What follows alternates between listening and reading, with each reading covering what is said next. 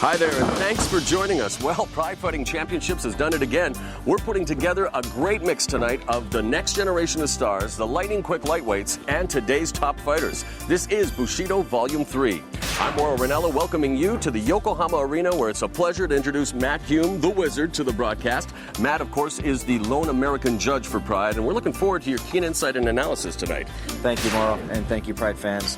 The Pride matchmakers have put together some great bouts this evening, and I'm very excited to see how these will unfold. Of course, Matt filling in for boss Rudin El Wapo will be back for Critical Countdown coming up on June 20th. Okay, first thing is first. Pride middleweight champion Vanderlei Silva was supposed to take on Japanese superstar Yuki Kondo tonight in our main event. Unfortunately, Silva has re-injured his knee, and that bout has been postponed until later this year. Now, in its place, Pride has put together another tremendous Team Gracie versus Team Japan series. You'll remember back at Bushido 1, the legendary Brazilian clan edged their Asian counterparts 3-2. Now, tonight, it's a best-of-3 affair, as Renzo Gracie black belt Ricardo the Big Dog Almeida takes on the debuting Ryo Chonan. What are the keys to victory for each fighter in that one? Well, Ryo Chonan, he calls himself the Japanese Hurricane. He's a very dangerous striker. He wants to keep this fight standing. Ricardo Almeida trains with Renzo Gracie, very dangerous on the ground. If he can bring this fight down to the ground, he's got dangerous submission skills that can end the fight quickly. So if it goes down to the ground, that's Almeida's game. If it stays standing, watch out for the Japanese Hurricane. Ralph Gracie's going to put his undefeated record on the line tonight against a very tough Takanori Gomi. Set the scene for that one. Takanori Gomi is a ground and pound fighter. He wants to take the fight down. He's got great wrestling skills and ability to do just that. Ralph Gracie, his last name is Gracie, he doesn't mind being on the ground. He's very dangerous with the up kicks, very dangerous with the submissions, so I think we're going to see a ground battle in that fight. Finally, the loose cannon Ryan Gracie, he is going to go up against Ikuhisa the Punk Minowa. Matt, tell us a little bit about that bout. Ikuhisa the Punk Minowa, he is a very versatile and conditioned athlete. He hasn't shown his best in Pride yet, but he promises to bring that out in this bout.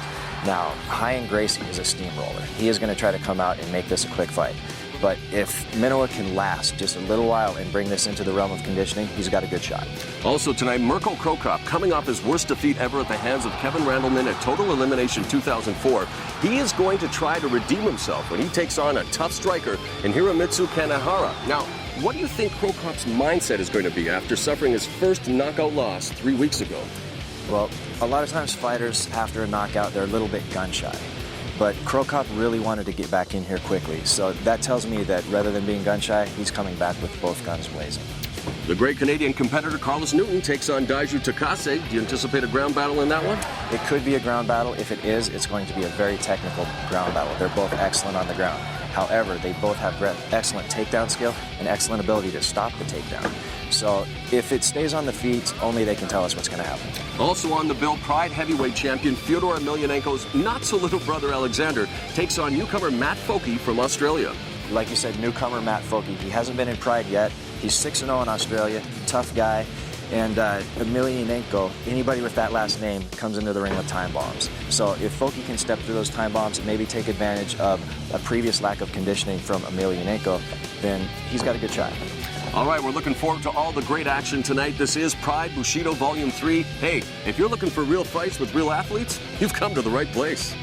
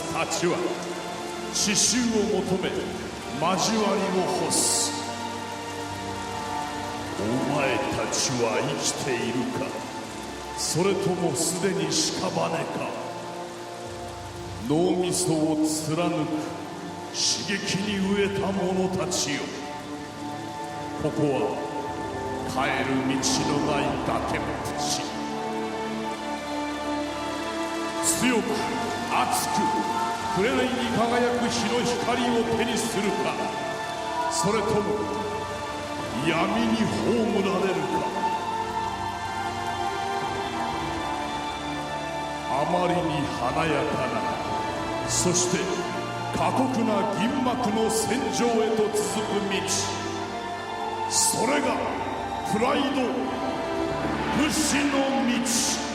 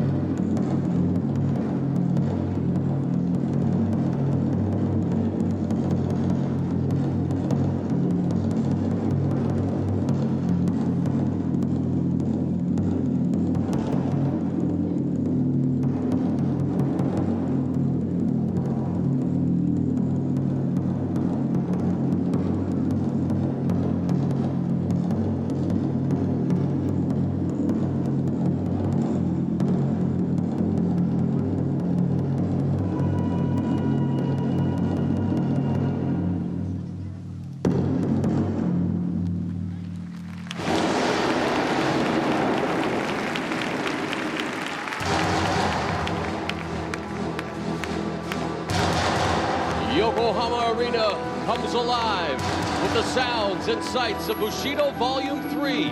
Tonight, Pride Fighting Championships takes a page from Bushido 1 and brings back Team Japan versus Team Gracie. Matt Hume, we're going to be in store for another tremendous night. I can feel it, the crowd here already electric as they anticipate the best of 3 series between Japan and the legendary Jiu-Jitsu family from Brazil, the Gracies. This is going to be some great matches, some exciting fights. Takanori Gomi versus Half Gracie, very close, great ground fight. And we are drumming up excitement already with the introduction of the fighters. Jay Mubei of Korea taking on Yoshihisa Yamamoto.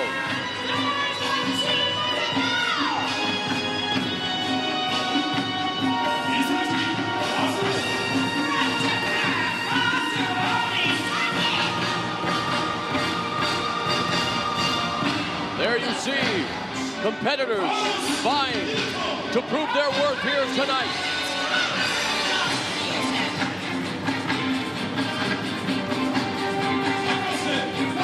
There is Canadian Carlos Newton, who will be taking on DAIJU TAKASE.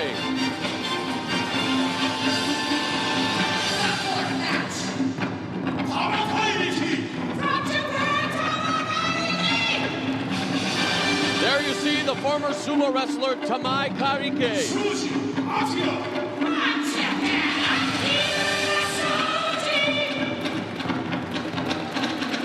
Akira Shoshi, training at AMC Pancration in Washington State, a school you know very well, Matt Hill. I do with that. Khalid DeFaust, a veteran from Bushido 1, returns to Japan tonight.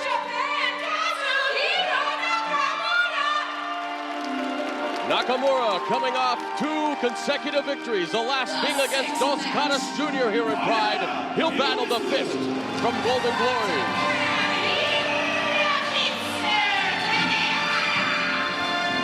Kanahara, who some say has the unenviable task of being Mirko Krokop's first opponent following his devastating defeat at Total Elimination 2004 against Kevin Randleman.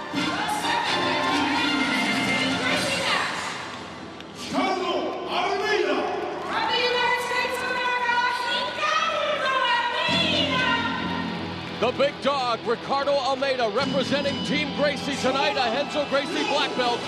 He'll be facing, making his debut tonight, Ryo Shonan.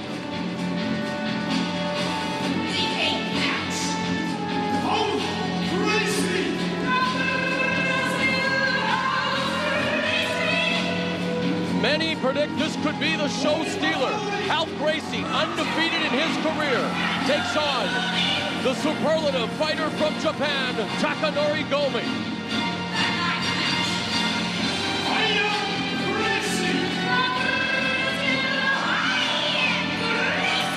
And in our feature bout, Ryan Gracie, the always aggressive, the loose cannon of the Gracie family.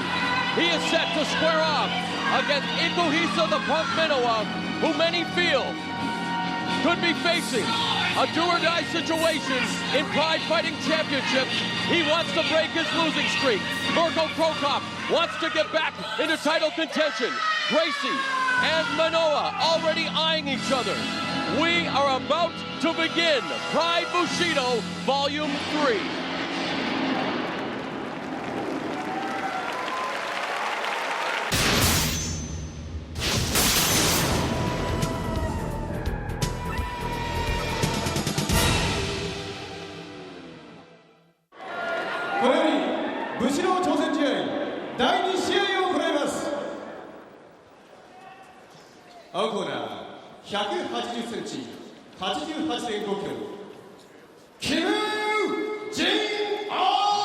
Oh, he's 25, 6 feet tall, 190 pounds, making his debut tonight. Pride Fighting Championships. Now, Fuji comes in with a lot more experience than Kim Jin-Oh in fighting. Although Kim Jin-Oh has 4 years of judo and he's fought before, Fuji has a lot more experience. That may be the difference in this fight. Fuji's 31, 6'1", 210 pounds. Again, his first appearance at Pride as we see Naoya Ogawa in Fuji's corner. He's a veteran of the smaller promotions. Is Fuji appearing in UFC J, Deep, Pancrase, and Rings here in Japan. A very proficient striker. Is now refocused on his career as he passes the age of 30. While Kim Jin-Oh has had military training in Korea, and he comes out just firing away, but Fuji now has turned the tables. There's a mix of the feet to knees and punches. Jin-Oh's not really putting anything into those punches. Fuji looks quite a bit stronger here. I think we're going to see a takedown. He's grabbing the ropes, which is illegal. That should have licked a yellow card. And here it comes. Kim Jin-Oh saluting the crowd, Korean style. But he's got a yellow card, and he waves to the fans. Looks like he's having a good time, man. Yeah. Well, we'll see if he still has a good time once they restart the fight. As long as he's aware that the yellow card is not a reward, then he's okay. Not a bonus. Yeah. That was a good low kick there. He's got to watch the right hand, though. Kim's throwing the right hand while Fuji's throwing a low kick, but it didn't land. So far, Fuji doing a good job of countering Kim Jin-Oh's attack. And we are into another Fuji wants the knockout. Here. Flailing away again, not very crisp punches. There's a shot attempt. Takedown attempt there. He gave it up without trying too hard for it. I know he's got a better takedown than that. I think that was just to change that pace of the fight a little bit. Looks like he's getting a little tired. There's a good uppercut. They're both bleeding from the nose. And now Fuji seems to be overpowering Kim Jin-Oh as Kim Jin-Oh goes to the clinch. A knee breaks it up. And Fuji now tattooing Kim Jin-Oh with those shots, and look at his face. They've both really tired themselves out with the wild punches. It may not be the best strategy to use. But Fuji seems obviously to be in the better shape as he has managed to hit with more Fuji's really slowing down now. Jin-Oh looks like he really wants this. He's holding the rope again momentarily there. Now Fuji should be pummeling inside. He's got a wrestling background. He should try to get both arms inside.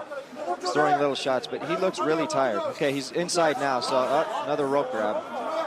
We're going to see another yellow card here in a minute if he keeps doing that. 3 yellow cards, he will be disqualified. There's a nice good knee to the body, good knee to the body. he got a little breather there. We'll see if he gets some recovery and picks the pace back up. Had him in the tie clinch, delivering those knees, has him pulled into the corner. He's got the underhooks here, and he should lock up his hands and pull him out of the corner, go for the takedown, or go ahead and drop down to the legs right from here. Jin-Oh can't sprawl if he drops to the legs from here, but he's choosing to punch. And now Jin-Oh tags him with the right hand, met with the knee on coming in. So it's striking warfare here. Another nice knee by Fuji. Well, the technique isn't the best technique, but they're really going for it. These young fighters getting an opportunity. They want to make the most of it. There's a nice takedown. Now he's got a pass guard from here. He's in the half guard now, Jin-Oh, and there's a nice hammer strike delivered by Fuji. Okay, he's pushing on the knee. That'll free him from the guard. He looks like he's about to mount. He's got full. He can free that foot, he'll mount. He can still punch from right here. And now he's mounted. Full mount, but he looks like Jin-Oh's going to give turning him his back. I think we'll see a choke coming here. He's got the chin up. Hasn't got the choke set yet though. Nope, Jin-Oh. Now it's underneath. He's got the choke. That's it. Rear naked choke victory for Shomoji Fuji.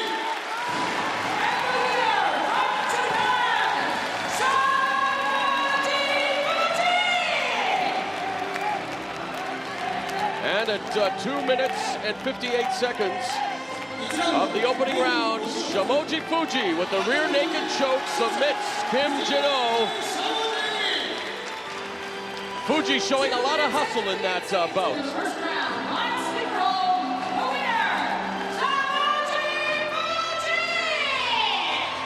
And again, Fuji, there you see Naoya Ogawa looking to succeed in the second round of the Pride Heavyweight Grand Prix. It's critical countdown, and it is coming to you on pay-per-view June the 20th.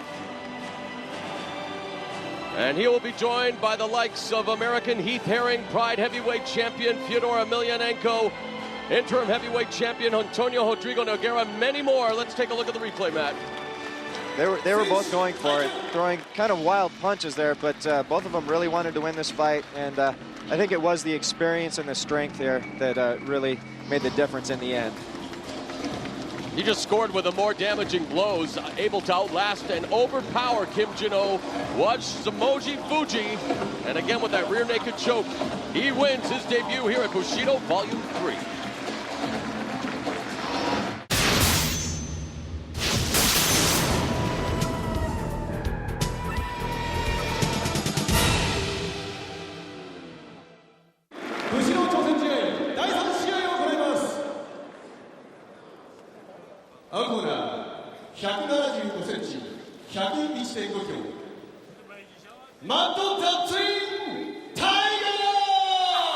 FOKI is 28, 5'10", 220 pounds, making his debut at Bushido Volume 3.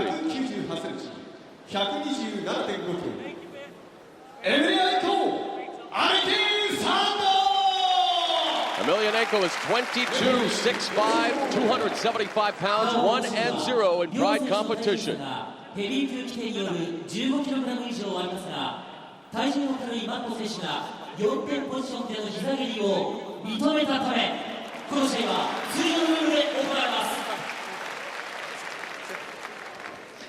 There is a weight difference in this bout, and when there's more than a 15-kilo weight difference, the lighter fighter has the choice of whether to allow a 4-point attack. In this case, FOKI said he wants to allow the 4-point attack.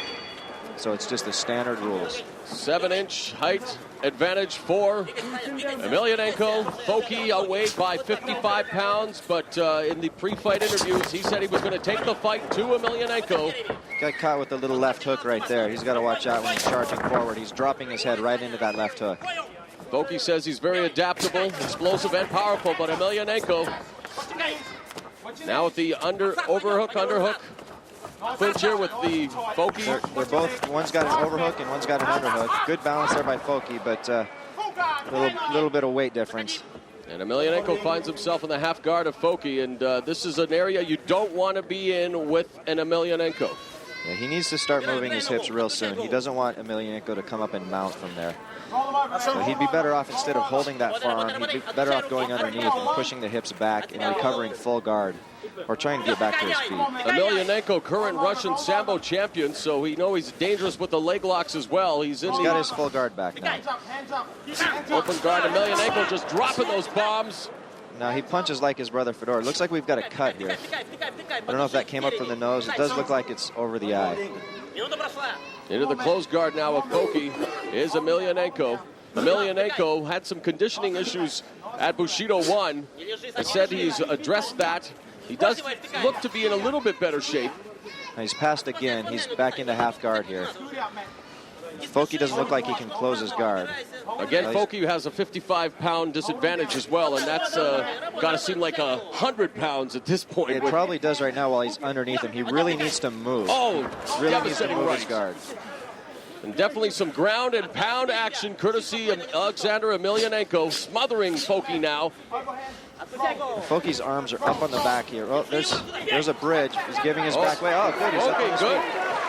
Looked like he was almost going for a backdoor escape there in, but his escape was a little bit dangerous, but it worked out for him. Looks like he's a little tired. Timeout's been called by the referee. Check the cut here. Well, this will be a good rest for FOKI. Maybe he'll come back if they allow him to continue. Emelianenko's trained with his brother, of course, also trained with fighters in St. Petersburg, Russia. He's working on his striking and stamina, and we see the striking definitely paying off thus far. FOKI's a little flat-footed there. It's a little bit flat-footed. Emelianenko's throwing better combinations right now. He would definitely be winning on the judges' scorecards. However, this match is one of the prelims. Nice knee right up the middle by Emelianenko. And in these prelims, as I said before, there is no winner if it goes the distance. It's a draw. Full body lock there by Emelianenko. Could be setting up a takedown here.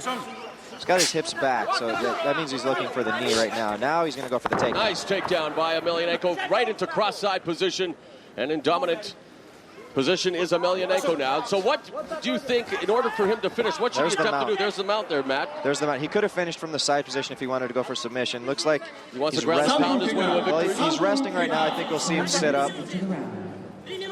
I think we'll see him sit up and start punching. Oh, back's turning again. He's got a half Nelson on there to keep him from turning. And now he's getting the choke underneath.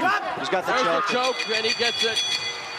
The half Nelson could have led to a armbar submission. Instead, Emelianenko sees the opportunity and seizes it and gets the rear naked choke victory over Matt FOKI. A game competitor is Matt FOKI. Unfortunately, simply overmatched at 3 minutes and 16 seconds of the opening round. Emelianenko improves to a perfect 2-0 here in Pride Fighting Championships. 3 minutes, 16 seconds into the first round. Highest score hold, the winner, Emelianenko Alexander looked like his movement was better this time. It looked like he did cut some weight, and he looked a little better this time. I think if we see him again, he'll continue in that direction and hopefully follow in his brother's footsteps and give us some more exciting fights here. There you see the half Nelson, and then finally slips in the choke. Now FOKI's hips are flat here, so he wasn't really trying too hard to get up. I think he was a little exhausted from the weight. And a neat little move here. This is a short choke, what we call a short choke. He's doing it with the wrist instead of sinking it all the way and going for the arteries. That's a choke that goes directly across the esophagus. So a variation, but it is the short choke. And in short order, it's Alexander Emelianenko victorious here at the Yokohama Arena. But I don't think he smiled.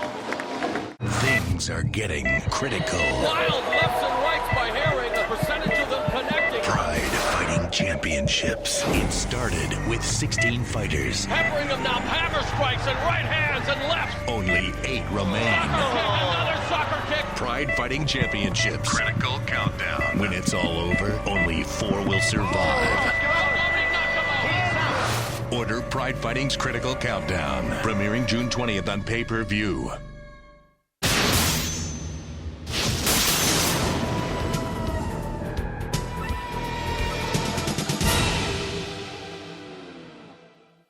第2試合を行います。青コーナー171センチ82キロジョルジ・パチノマカコ。 George Macaco Patino is 31. He's 5'8", 180 pounds. This is his first appearance in Pride. 178センチ82キロMISAKI KAZUO。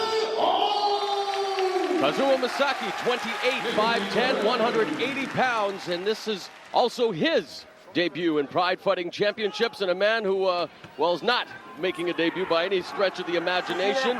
He is the gregarious, the affable, he is the leader of Team Gracie, and always a pleasure to have him join us here at the broadcast booth. It is, of course, Renzo Gracie. Renzo, my friend, how are you feeling? It's a pleasure to be with you guys here again. Here we go. Even though those two guys are beginners here on the Pride ring, it's very important to say that they are very experienced fighters. All you guys have to wait for this one is action. It's going to be action from the beginning to the end. And I guess in the absence of Boss Room tonight, Renzo, you're the best-looking guy in Pride. No, this time I give the title to Matt, my man. Here we go, guys. All right, here we go indeed. A lot of buzz surrounding Macaco Patino, who recently joined the vaunted Shootbox Academy in Brazil, and KAZUO Misaki, a fan favorite here, a veteran of Pancrase, Renzo. Yeah, he's an unbelievable fighter. I've seen him fighting a few times in Pancrase. He's unbelievable. It's action from the beginning to the end. It's going to be an intense one, this one. Going through the feeling out processes, the two competitors circle each other. Macaco comes in with a low inside kick. Good job there by Misaki. He's dangerous on his hands. Ricardo made my shooter fought him once and was an unbelievable fight. He didn't give up until the end. It was an unbelievable fight. It was up to the referees to decide who won. So I know this is going to be a lot of action. They're showing each other a lot of respect here in the early going. Macaco, which means monkey in Portuguese, and doesn't want to engage in any monkey business tonight, going downstairs. Now, one of Misaki's cornermen, Gono, told me that Misaki is really well known as a street fighter before he got involved in professional fighting. Yeah, he's a brawler. He's a brawler. No brawler in Japan. I think once they get a little more comfortable with each other here, I think we're going to see the action. They're going to go each other, definitely. Now it's starting. Good right hand there by Misaki. They're exchanging shots here. Now Macaco is training with Shootbox now, but he has a jiu-jitsu background, so he's very good on the ground. He's only been with Shootbox 4 months. I don't know if that's long enough for him to want to continue to stand up here. Henzo, what would you I believe he'll fight better on the ground. He should definitely be on the ground right now. It's taking too long. Misaki, one of the problems that Misaki has, he defends very poorly takedown. So it will be a good option for Macaco to take him down. Nice. That was a beautiful one. Catches the kick as Misaki throws Macaco down. I'm telling you guys, this is the one to watch. Nice exchange there. Don't blink. Here we're going to find out who has bottles to sell. So just keep your eyes on it. A lot of people believe that Misaki may be the next Yuki Kondo. He thinks that Kondo is the only Japanese fighter currently. As we see Macaco take it to him again with combination. He has a lot of heart. You got to expect, if this fight goes all the way to the end, that's what you're going to see all the way to the end. And Macaco is opening up with kind of wide punches, throwing hooks. He's got to be careful or Misaki's going to throw something inside of those hooks. Yeah, because those hands are coming at him straight. Misaki feels that Kondo may be the only Japanese fighter currently who can give Wanderlei Silva a run for his money. That was supposed to be tonight's main event. That fight will be held later this year here in Pride Fighting Championships. Now, it looks like Misaki's trying to make him miss and then counter over the top. Yes, he plays a lot of like that. Good left hook, good left hook. But wow, Misaki's got a chin. Does he ever? Able to absorb a shot like that from the powerful George Macaco Patino. We got ourselves a fight here, boys. It's a lot of action, Macaco always when he fights. And if you, like, even though he's not known to the American public, like, I've been seeing him fighting in Brazil for ages. And it's always an unbelievable show. He did make an appearance at UFC 18, defeated by the veteran Pat Miletich. Yeah, that was a good fight too. I believe he lost a lot of weight for that fight, so he had a little trouble. Not taking anything away from Miletich, which is an unbelievable fighter. What do you guys think has to happen here for these guys to close the gap? Well, Macaco's trying to land that big left hook. If he can follow it with a straight right, then he may be able to do a little more damage than just the left hook. But right now he's missing some of them, and Misaki's shown that he can handle that punch. Are you surprised that neither fighter, Renzo, has gone for a takedown attempt yet? I'm really amazed with that. Like, Macaco should have taken the fight to the ground because the way that it is, it's 50-50. You know, it's rainmakers everywhere. Whoever lands first will be the winner of this one if he keeps like that. Well, Makako's probably been doing a lot of work with Shute box, training with Vanderlei, so he probably feels pretty comfortable. Definitely, and you can see his collar. Nice high kick by the beautiful shot attempt, goes behind and has the waist lock. Nice takedown there, and Makako really showing his skills now. Unbelievable. He's right in the back. Got the hooks in here now. Oh, nice escape by Misaki. Wow. Like I told you guys, be ready for action. This is a very action-packed fight. It's going to be like this all the way to the end. They're both very quick fighters. They both know the ground well, and they're both decent stand-up fighters, too. Makako in the butt scoop position now. Misaki looking to kick him in the thigh area. Now, Misaki said that he wanted to stand up in this fight, so I think we're going to see him just land the kicks to the legs like he's doing now until the referee steps in and stands them both up. Misaki sports a record of 11-3-2 in pancrase competition, and so far his debut has been an impressive one here in Pride, as has the debut of George Makako Patino, two up-and-coming fighters here in Japan, Henzo. Yeah, definitely. Even though it's their debut, like I said before, those guys are pro. You know, they're up there. Nice up They're a kick. tough fight for anyone. If Misaki keeps bringing his head down, he's in danger to be knocked out by Makako with a kick coming from the bottom. I think you're going to see the referee stop. That's it. That was a beautiful kick. Good call, Henzo. I'm telling you, his head is too low, so you can't stop that.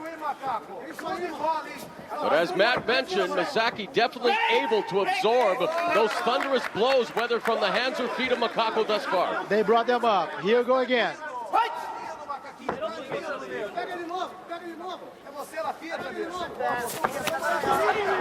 Right hand connects. Now, Makako's really coming forward with strong punches while Misaki's backing up. That's going to be a benefit on the judges' cards for Makako. Definitely. Makako's winning up to now. The fight is going towards him. Makako had a recent fight in the jungle in Brazil, in the Amazon, and he knocked out Jacaré, which is a very, very tough opponent. A guy who wasn't losing for ages, and he was able to knock him out in the first round. That's a big win. I remember Jacaré in Sao Paulo. Unbelievable guy in the Abu Dhabi competition. Yes. So his debut, a no-rules fight, he fought Makako and he was knocked out by him.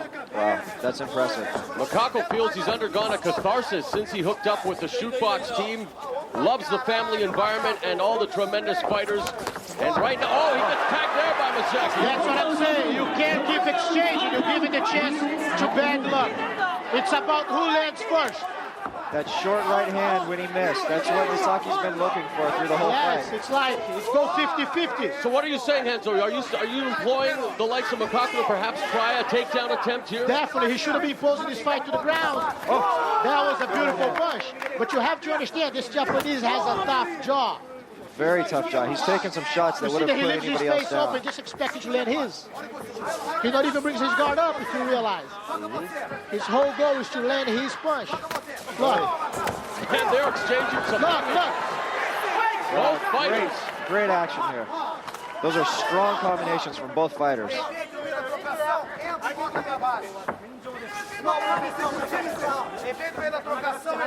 The conditioning by both fighters is great too. They're swinging from the bleachers. They're swinging from the bleachers that would tire most people out by now, but they keep going. It makes me tired just of watching. You know, these guys are like watching a stick of dynamite that's just been lit. It could explode at any time. Definitely. Nice shot there by Misaki, and now they exchange blows in the corner. Nice left hand scores by Makako. This is great action. That's hell in a can, my friends. Live from the Yokohama Arena, Tokyo, Japan, guys. It couldn't be better, and I have the best seat in the house with the guys here, right next to the ring. Of course, Henzo Gracie, the leader of Team Gracie, the feature coming up later tonight, the best of 3 series between Team Gracie and Team Japan, and we look forward to action like this. Definitely. Can't wait for the time to come.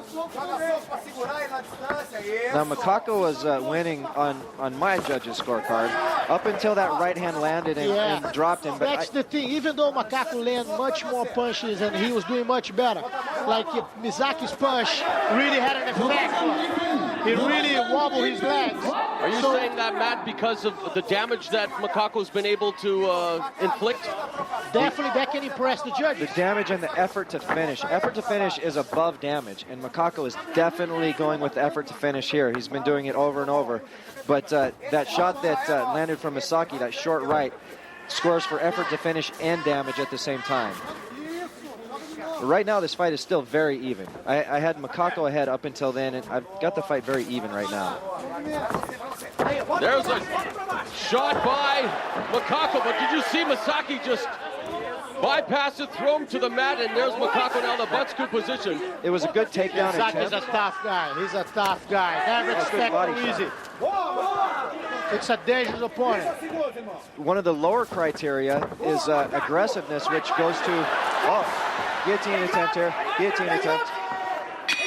Got it. Oh! Is that the bell to end the round? That's the round. Wow. George Makako Patino escapes the danger zone there as Kazuo Misaki with that guillotine right at the end of the round. Good attack. That was a great way to finish the round. Very dangerous. Very dangerous fighter. So, Renzo, how did you see the round? As Matt said, a very even round, but who would you give the edge to? Definitely, you have to understand that the referees can go towards Misaki now for the fact that his punches had the most effect. Even though Makako was imposing the game and landing much more punches, the referees definitely can interpret towards the Japanese fellow. Now, one thing to remember is we're talking about the first round, but the judges... And you see there, look, and you see right away the best action during the game for the fact that they replayed that one. So it's exactly the shot that we are talking about. Look, right there. So this definitely can impress the judges in terms of the result in the end. There's the single leg takedown from the ground by Makako, but puts himself in danger. Misaki uses right away for the guillotine. Misaki was smart going that there because he ended the round right there with an effort to finish. So that would give him the round, or? No, now you have to remember that this is not scored by the round. We're talking about who won the first round here, but the judges don't have a first round. They only have one fight to judge. And that's what happens in Pride. It's judged over the duration of the fight. And thank God I'm here as commentator, not as a referee to choose the champion on this one. And I think even Matt it's going to be a tough one. I think Matt tonight is happy to be with us. I'm glad I'm sitting here, too. The judges. That's the whole game. Much better sit here. Here we go again, guys. We hope to see the action. They just open the action can again. It's good to see those guys well rested and back at each other. And that definitely was a part of the first round, wasn't it? None of them really expending unnecessary energy, taking their time, very methodical in their attacks. And really looking to finish, really looking for a knockout or to finishing the fight. So every action they had was very intense. I'm 100% sure that we're going to have that on the next 5 minutes. Oh, good right hand. He timed that right hand again.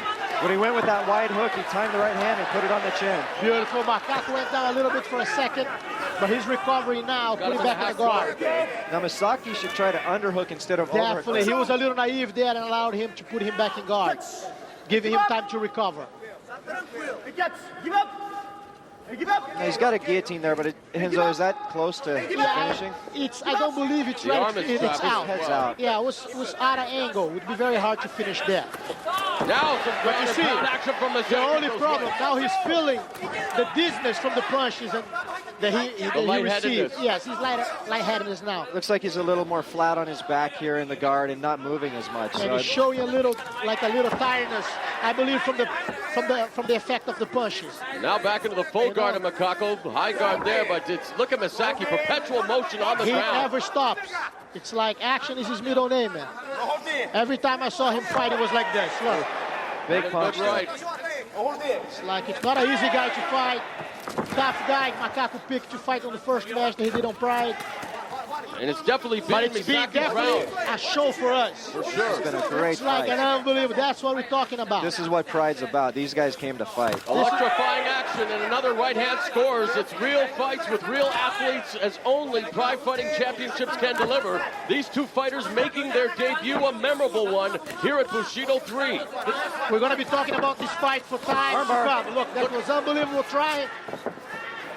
Well defended by Misaki, and he's out of there.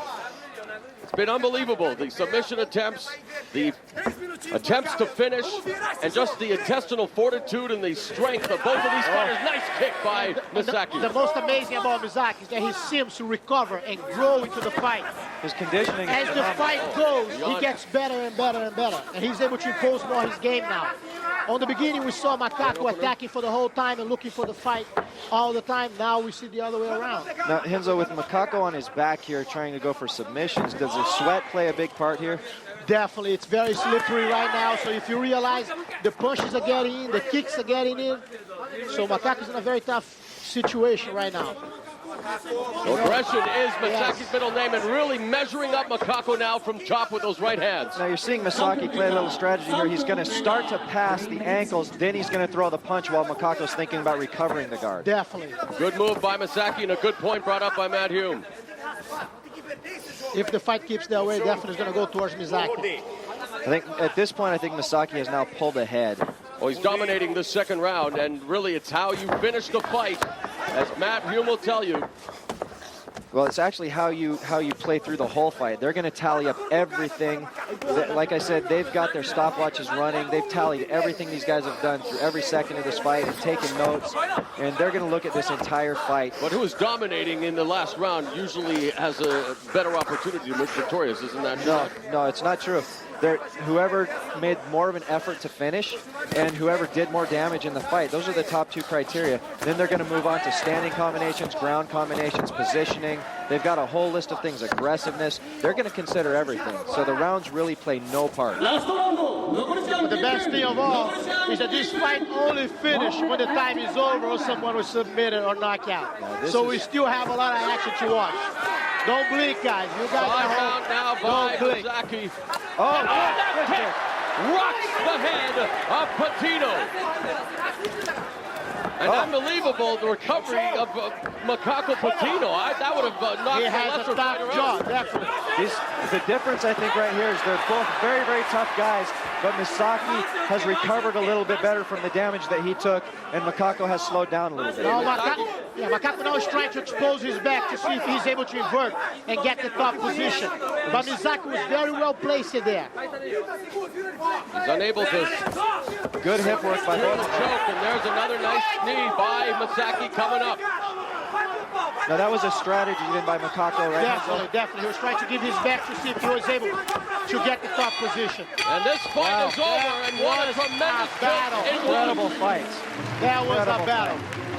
And the fans saluting both of these warriors. That's what Bushido is all about, the way of the warrior. And you will not find two greater warriors on this night than KAZUO Misaki and George Macaco Patino. And guys, a tremendous debut here in Pride for both fighters. Incredible. I can't wait to see both of these guys fight again, even to fight each other. That was unbelievable. Great right hand there. Macaco very tough. A knee. He placed it in the guard at the right time. Watch the knees were coming in. I thought that was it. Yes. I believe that kick gave the definition of the fight. They have to go with Misaki. It was now. the exclamation point for sure. And if they had any doubt before that, I believe it's over. I agree. I tend to agree with you, although very, very tough to adjudicate. Perhaps, Matt, who would you go with? During the time period, they both worked very well. I think we're going to see Misaki get it on the accumulation of damage. Misaki.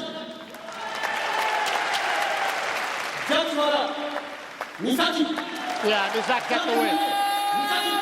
Yeah, no surprise there. The accumulation of damage. Although Macaco did a great job in this fight. Misaki emerges victorious, but Macaco definitely will not be hanging his head, nor should he. What a tremendous first effort here in Pride for George Patino, and something tells me he will be back. Definitely he'll be back. He just got his ticket to get back here. Absolutely. Beautiful fight. And they're still both in relatively good shape, even after a battle to that level. These guys could go another few rounds, it looks like. Definitely. That was a beautiful kick there. That was the exclamation point on the damage and the effort to finish the fight that gave the win for Misaki. If you look at Misaki in the ring now, he's not even breathing hard. Oh, yeah, incredible conditioning, as you guys have mentioned, and just a tremendous fight and a memorable one here at Bushido 3. KAZUO Misaki is your winner Carlos, after representing Japan at Bushido 1, you're now representing your home country of Canada, taking on DAIJU TAKASE tonight. Of course, you're all about Bushido, the way of the warrior, you're the Ronin. What is it about this country that brings out the best in Carlos Newton? I love its history, its people, its culture. Japan for me is a real symbol of the life I wish I could lead, as a young man, being a Bushido warrior, a samurai, and so forth. It means a lot to me. And how has your training for this fight gone? This training for this fight went very well. Had no serious illnesses or anything like that, So you always have to be thankful for that. And my manager and trainers worked really closely with me for this fight. And for me, it's a move up to the 185 class, which I think I'll stay here for a while, and I feel pretty good.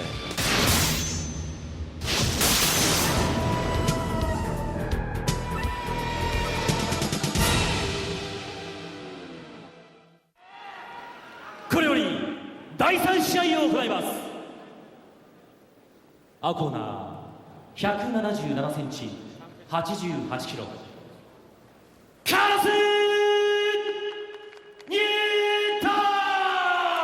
Newton is 27, he's 5'9", 185 pounds with a great record, 5-2 here in Pride Fighting Championships. 180センチ、85キロ。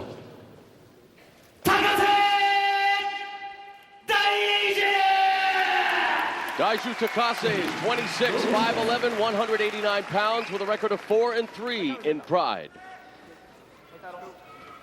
TK in the corner of TAKASE there, one of the premier coaches in Japan.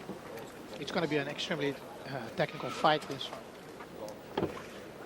Interesting that both corners, in talking to them before the fight, they, especially Carlos Newton's trainer, Terry Riggs, he said he's still waiting for Carlos to show his stand-up skills, which he says are proficient, but I think everyone, including everyone here at this table, are anticipating this one is going to go to the ground quick. Definitely, I believe so, but we can expect some stand-up, I think, because Carlos is going to be looking to hit him, I think. Carlos Newton coming off what he calls a very listless effort at UFC 46, losing to Renato Verissimo. One thing to notice here is that TAKASE is a southpaw, and sometimes people don't get a lot of practice against southpaws in the gym, so we'll see how Newton handles that. We don't want to take away anything from TAKASE is looking for the floor right away. But in that fight, there was a beautiful reverse from Carlos Newton. Good hips by Newton there, kept his hips in, got the reversal. And got the top position. And this already is more like the Carlos Newton fight fans are used to seeing. Definitely, but one of the strongest positions that TAKASE has is the guard position. If you realize he's very flexible. TAKASE now has recovered his guard fully here. TAKASE, a grappling machine in the gym, one of the premier grapplers in Japan, taking on one of the premier grapplers the world over in Carlos Newton. And we can harken back, Henzo, to even Pride number 3, where he made his debut, losing by knee bar submission to Kazushi Sakuraba in what many call one of the best bouts in Pride's early history, and that was definitely that was a display. great fight. And it's like they were not even trying to hit each other, if you remember that.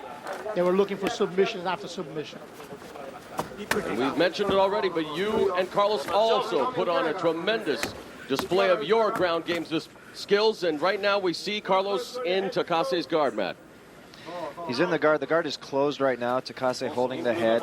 TAKASE is moving on the arm. He's going for the arm. Now he's opened his guard. He's going for the triangle, but the glove is inside the triangle. If he pulls his arm out of there, he's in trouble. Oh, now he's going for the omoplata. The shoulder lock, the omoplata. But one thing that makes Newton so amazing is his escapes from submissions. He's a very flexible guy. His joints are able to take a lot of strength. So you could see there, his arm was overextended. He's still able to hang in there and manage to get out. There were 2 occasions in your bout with Carlos, Henzo, where all of us thought that you had him submitted. Yeah, I was trying to give him some love, but escaped. Wasn't that time. The knee bar especially, but here we see back in the guard, and Newton now going to the body and upstairs. And you can see right away this is going to be a great fight too. No worries about laying and praying in this one. 2 great ground competitors. And you can see the Newton improve his takedowns. Like every time he was almost on his back and he was able to reverse and change. This shows that he's been training takedowns a lot. And they're definitely working. Takase's appeared on every Bushido card, losing to Rodrigo Gracie at number 1, beating Chris Brennan at number 2, both fights going the distance. And while he went the distance and defeated Brennan, even Takase not very pleased with his inability to finish Brennan. He's a very tough guy. He has an attitude that sometimes looks very cocky, but it's not. He has an eyesight problem that sometimes make him look with his nose up. You know, they told me that he has a great personality and is a great athlete. Just like the personality of Renzo Gracie, who's joining Matt Hume and myself here at ringside. And Matt, Now Takase's got the arm underneath the leg to give him some angle here. He's in a little danger for the fact that the arms can be caught there. And now it's out. But once you place your hand there, you gotta be caught. Your hand can be caught there, and your face is open. Yeah, you can't defend with that hand. So you can't defend. So it's a very dangerous place to place your hand. You have to try it. It didn't work. Your hand must be right away out of there. and in trying to post up and posture here, Newton has surrendered his arm on more than one occasion. Now, though, those nasty body shots by Newton taking their toll on Takase. Newton looks content here to stay inside the guard for now and punch. Oh, there's the triangle. Another you have to understand, going. He has the flexibility to bring the knees almost to his ear. So he's very dangerous in terms of arm lock attacks and triangle. This becomes more evident if Newton starts to get gas out. If he starts gassing out, he's going to have troubles on Takase's guard. So he has to be very careful there. And that's exactly the game that Takase won. We expected a sublime ground battle, and we are seeing the early stages of that right now between Carlos Newton and Daiju Takase. What can Takase do here from the bottom, guys, to try to reverse this situation? Well, he's got his guard closed, so he's flat on his back. If he wants to reverse, he needs to open up that guard and start moving, moving his hips out to the side, get out to the side of an arm, or try to sweep the legs. Right now, he's mostly in a defensive position, just trying to defend and probably tire Newton a little, so he can try to his work. But he's staying busy underneath, though, and has had some submission attempts. I think he's trying to wait for Newton to pull out of the guard so he can come high on the shoulders and get his triangle. Definitely, definitely. That's what he's looking for right now.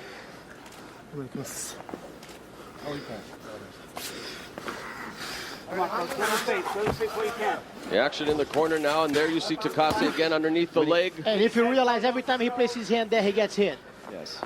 Well, he's exposing himself, definitely, and Carlos Newton busy with those shots. We saw Fedor use that technique, but as soon as he grabbed the leg, he set the armbar in. You have to go right away. If that fails, your hand gets caught there. It's always, you're going to get a few hits before you're able to pull your arm out. They remain There comes his active. leg again. That's what I'm saying. Look. Slips out. That was a good escape from Newton. And a very nice attack from Newton trying to go through the guard, but unsuccessful. Good body shot there by Newton. Newton definitely looking better than the last time we saw him stronger, in North America. looking much stronger than the last time. I happened to watch the fight too, And he did have extraneous circumstances surrounding that fight. He doesn't want to use any excuses. Renato Verissimo, a great fighter, and full measure for the victory. But Carlos Newton definitely looking like the Carlos Newton of old here in this one. But Daiju Takase doing a good job right now of just defending and not giving Newton much of an opportunity to do much offensively. Carlos may be waiting for Takase to open his guard up. Yes, and he's not doing. That's one of the problems in Takase's fight. He normally he's very defensive, and his legs are very flexible. His guard is very good. I was just going to say, even if it stays this way, then the referee, I think, doing the right thing. He has to give a break. Now, there's going to be a yellow card issued here, because since they're on the ground and it was broken. And the new card is red, actually. Red card? Yeah, it's actually red. They changed it. Okay. It's not yellow anymore. It's red. It means the same thing as the yellow. Now, he awarded it to both fighters. That was a double stall warning on both fighters.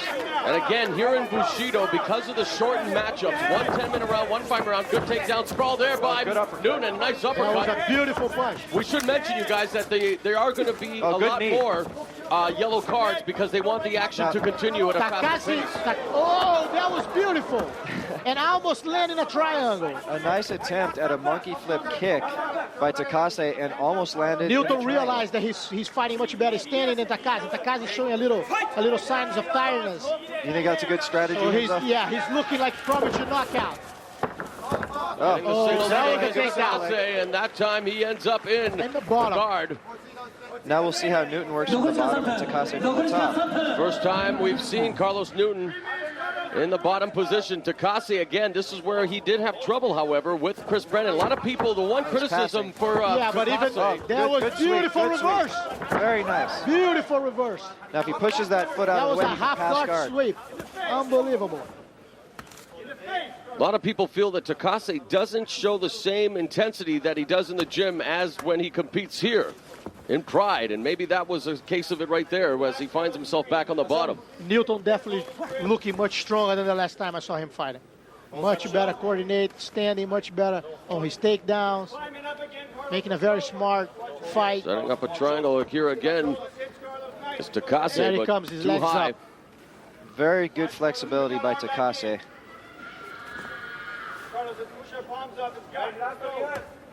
Henzo, what's that called when the guard comes up that high and he grabs his own foot? Is there a special name for that type of guard? Yeah, normally that's a setup for shoulder lock or triangle.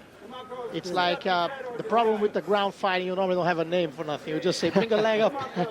So that move is bring your leg up and try the shoulder lock. I agree with Carlos' corner, Terry Riggs' trainer, telling him to perhaps just push his palms down on the gut, break open the guard. I'm surprised a lot more fighters don't elect to do that, Henzo, when it comes to try to breaking the guard, is using... Yeah, it's hard to break open Takase's guard. If you drive the air out of his lungs, that may force it. Definitely that would be a good option. What Carlos wants to do is he wants to posture himself up. He's leaving his body down on Takase right now because Carlos is trying to come through the guard. He's trying to pop the knee up and come through the guard. He's made a few attempts previously at that. But with the guard closed, it's hard to get that space to get his knee up inside. Now he's trying to do just that. Now, if Carlos postures himself up, he'll have a better chance of opening up the guard. Now he's trying to catch the arm underneath now. Carlos has the underhook with his left arm, and he's trying to push the wrist down on the other side to pin it behind the back so he can punch from there. Into the final 60 seconds of this round between Carlos Newton and Daiju Takase. How would you guys score it at this point right now, Henzo? I really believe Newton is winning up to now. Newton's doing well. He's controlling a little more of the pace. Better control. His hits, like his punches, is being landing more. The effort to finish, accurate, yes. The effort to finish, I think, is fairly even right now. The damage has been minor so far, so we have to look down at the aggressiveness factor. Takase, without a doubt, is attacking a lot from his guard. You say that the efforts to finish have been even. I'm thinking that the Takase might hold a slight edge there, though, Matt. He's going for the submission attempts a lot more. He's going for attempts, but telling him to get up. They're not really close. Takase's avoiding the stand-up fighting. The round is over. And again, we anticipated a ground matchup, and that's what we got in the opening round between Takase and Carlos the Ronin Newton. And if you guys were in Newton's corner right now, let's actually pick a corner here. Matt, you tell me what Carlos Newton's corner should be telling him, and then Henzo, you tell me what Takase's corner should be telling him. If I was in Carlos Newton's corner, I would say, you know, the fight's stalling a lot on the ground. Let's keep it on the feet. You're working better on the feet. You're showing an advantage there. Try to work the feet. Okay, and Henzo, what should Takase's corner be telling him? I believe that they should have tell him to put him down and try to really keep the top position and look to score. Like up to now, the fight doesn't look good to him for the fact that he's playing mostly defensive. Even though he had great attacks from the bottom, he had a chance of a shoulder lock, but every time Newton was able to reverse and get on the top again and impose his game. So he really should be looking forward to end up on the top and really keep his game, try to finish. I can't see him right now trying to knock him out. It's going to be very hard for Takase to knock Newton out. So his goal is probably a submission. Now, at this point, the fight is fairly even, and the referees may just decide to scrap that first round, the things that have gone on, and just say from this point forward, since the fight is even at this point, whoever does better in this round is going to win. This next 5 minutes will be the deciding one. For sure, and the amount of respect between these two fighters is palpable. Takase calling Newton a brilliant fighter, while Newton holds nothing but extreme respect for Takase. Again, one of the premier grapplers in Japan. Here we go with the final 5-minute round, Bushido 3 between TAKASE and Newton. And it was interesting to hear TAKASE tell us during the pre-fight interviews that he wouldn't mind a stand-up battle with Carlos, but prefers the ground game. And talking with Carlos' corner, he says he wants Carlos to showcase his stand-up skills. But we go back to the ground right away. Oh, dangerous situation. Do you realize how easy his legs come up? So in one of those takedowns, definitely Newton can end up in a triangle and an arm lock. You got to be very careful. You saw the takedown was initiated by TAKASE, but as they went down, Newton was able to reverse. Yes. Newton is showing himself in extremely good shape. He's able to get out of a weird situation when actually he should have been on the bottom. Driving his chin into the upper chest area, TAKASE trying to frustrate him, make things uncomfortable there on the bottom. And I definitely think like the fact that Newton is able to reverse every time, that is surprising TAKASE a lot. Because every time he gets the top position, he thinks he's going to get a little break. Newton is able to reverse and start all over again. They're going to bring him back to the center here. We're definitely going to see the winner coming out of this one on the following 4 minutes and a half. And then break down with your weight. Carlos' corner, Terry Riggs, imploring him to posture up and then break down with his weight. What does that exactly mean, Matt? Well, the posturing is something that he should be doing. I'm not sure what he means by coming down with his weight. I would be telling him to move back while he's postured up, to open the guard up and to step out and get back to his feet here. All right, let's see if they want to exchange here. Newton should throw the right hand. He just did it. Newton should continue to throw the right hand. He should stay outside the lead leg. TAKASE landed a beautiful uppercut. It was a beautiful shot. And man, we're seeing a little bit of everything here. That was unbelievable, TAKASE. A beautiful uppercut shot that landed straight. Newton was angry right away. Now, as soon as he got a hit, he was looking forward to pay back. With Newton wants to take this standing up. Newton is controlling the takedowns in this fight by reversing when TAKASE tries to take him down, and also scoring the takedowns here. So that may be a factor that that gives him to this if everything else remains close. Definitely. Action can is open, my friend. Here we watch. This has been a great fight up to now. But is Newton doing enough from where he is right now to gain judges' favor, you guys? It looks like TAKASE at times seems busier on the bottom than Newton is on top. It's like the other one. It's a tough one to say who won actually up to now. What would you guys, like, is Newton doing what you guys would want him to do if he was your fighter? If the fight definitely was over now, I would give to Newton. Yeah, I would give to him. I would probably give it to Newton right now, but if I was in Newton's corner, I would be telling him to back out of the guard, to really posture up and try hard to get out of the guard, get back to his feet where he can score. It doesn't really look to me as if Newton is right now trying to fight to finish. Yeah, he definitely knows his opponent. He knows his guard is extremely good. So he's avoiding actually the work of trying to pass. But is it a case of maybe having too much respect for your opponent, knowing that now time is running out? Yeah, I do believe so. He should actually be really showing work there to guarantee his place in the first place, you know? 3分経過 3 minutes to go. We are into our final 2 minutes of action between Carlos Newton and DAIJU TAKASE. It is ground warfare, and right now Newton in the top position. That was a bad call from the ref, because actually TAKASE was attacking the arm, and he told him to stop, to get up. He gave a stall. Oh, he's giving both of them another card. Another card. And I'm not really too surprised, knowing the caliber of these two grapplers and what we really anticipate. It's been a good fight, but I expected to see more from Carlos Newton on the ground. Nice kick there. TAKASE doesn't seem to want to stand at all right now with Newton. Newton with a knee. Oh! Another nice knee. Good knee. Oh, almost Grip a throw. takedown, and there's balls back into the guard. There was an exchange of rainmakers, and they land. It's unbelievable. They found a spot. It's ironic that Newton appears more damaging standing up than he does right now on the ground, you guys. Well, I don't think that damage is going to really play a factor here on the judges' scorecards, and I don't think the effort to finish is going to play a factor on the judges' scorecards. I think the lower criteria in the takedowns being dominated by Newton and in the combinations on the feet being better by Newton, and TAKASE, when they're on the feet, not showing any aggressiveness. I think those are the factors that may sway it for Newton. Bring up a good point. Matt Hume, the judge, joining us here tonight, along with Renzo Gracie.